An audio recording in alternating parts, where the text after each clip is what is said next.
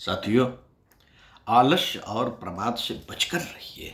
गायत्री मंत्र के 9 अक्षर की व्याख्या पुस्तक सावधानी और सुरक्षा आपको पढ़कर सुनाते हैं। आइए सुनते हैं। आलस्य और प्रमाद से बचकर रहिए। सावधानी और सुरक्षा का एक बहुत बड़ा शत्रु आलस्य है। आलसी आदमी अपनी सफलता और सुरक्षा की व्यवस्था कभी भली प्रकार नहीं कर सकता। क्यों? क्यों? क्योंकि वह काहली के स्वभाव की वजह से कार्य करने के उचित अवसर का उपयोग नहीं कर सकता और जीवन का फिसड्डी बना रहता है। बदमाश और धूर्त लोग भी ऐसे ही ढीले ढाले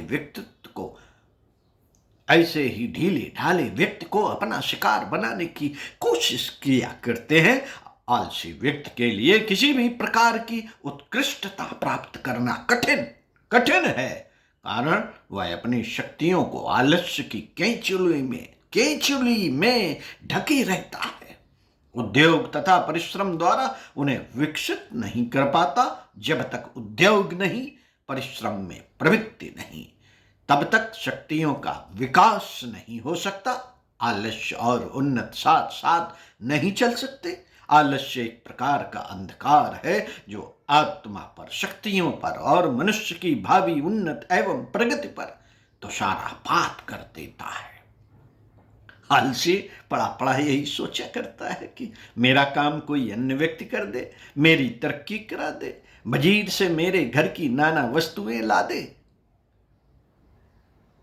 बाजार से मेरे घर की नाना वस्तुएं ला दे, दफ्तर का काम भी अन्य कोई साथी ही कर दे।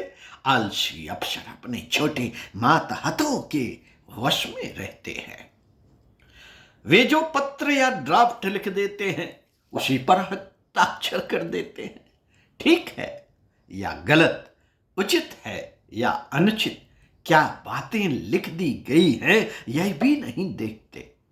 बड़े बड़े व्यापारियों के दिवाले प्रायः उनके हिसाब किताब, आय व्यय का ठीक ब्यौरा न रखने के कारण निकलते हैं। वे उधार पर उधार दिए जाते हैं और उसे वसूल करने में आलस्य करते रहते हैं। रकमें उत्तरोत्तर बढ़ती जाती हैं और अंत में सारी पूंजी उधार वालों में बट जाती है। आलसी माता पिता अपने बच्चों की पढ़ाई लिखाई, उन्नत आदि को नहीं देखते। फलतः बच्चे उतनी उन्नत नहीं कर पाते जितना वस्तुतः उन्हें करना चाहिए। यदि वे अपना आलस्य छोड़कर उन पर एक तीखी दृष्टि रखा करें, स्वयं भी काम में सहयोग देते रहे, तो पर्याप्त प्रगति हो सकती है। प्रकृति को देखिए, उसका काम कैसा नियमबद्ध होता है। प्रत्येक वस्तु अपना निर्धारित कार्य निश्चित समय पर करती चलती है। आलस्य का नाम निशान तक नहीं। आलसी सदस्यों के प्रति प्रकृति बड़ी निष्ठुर है। आलसी की बड़ी दुर्गति होती है। अंत में सजा के तौर पर वहां मृत्यु दंड तक का विधान है। प्रकृति का प्रत्येक सदस्य अंत तक अपना काम सक्रियता से करता है। उद्योगी और परिश्रमी व्यक्ति ही आपको सुखी और समृद्ध दिखाई देंगे। मनुष्य का जन्म भले ही निर्धन परिवार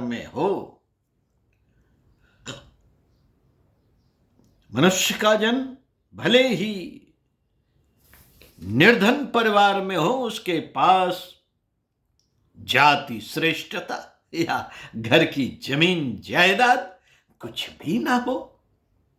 केवल उद्योग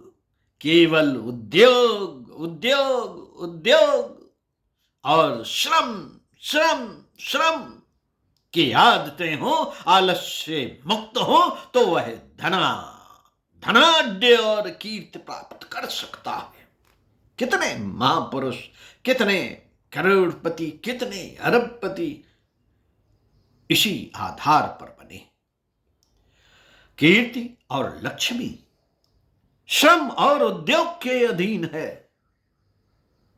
जो आलस्य नामक शिथिल करने वाली और शक्तियों को पंगु बनाने वाली आलसी वृत्ति को छोड़ेगा, वह निश्चय ही यश, प्रतिष्ठा और कीर्ति को प्राप्त करेगा।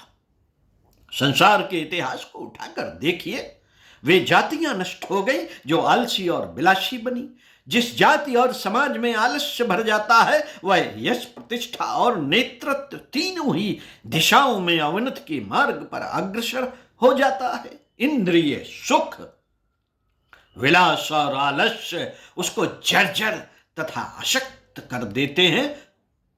मित्रों, जिस कठिन कार्य के करने के लिए तबीयत में आलस्य उत्पन्न हो उसे जरूर किया कीजिए, जरूर कीजिए, किया कीजिए। मान लीजिए आप मन में यह अनुभव करते हैं कि अमुक व्यक्ति से मिलने जाना आवश्यक है, तो मन को मोड़कर जरूर यह काम कीजिए।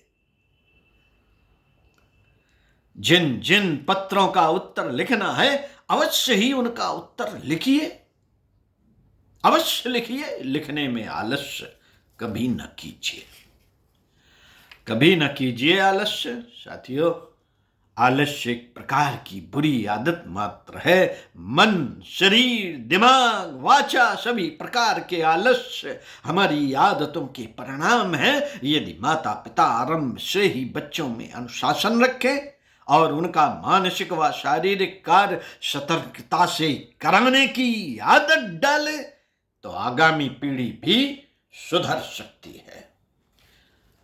आओ गणेश संस्कारवान पीढ़ी के क्रम में हम उसे कर सकते हैं। ओम शांति।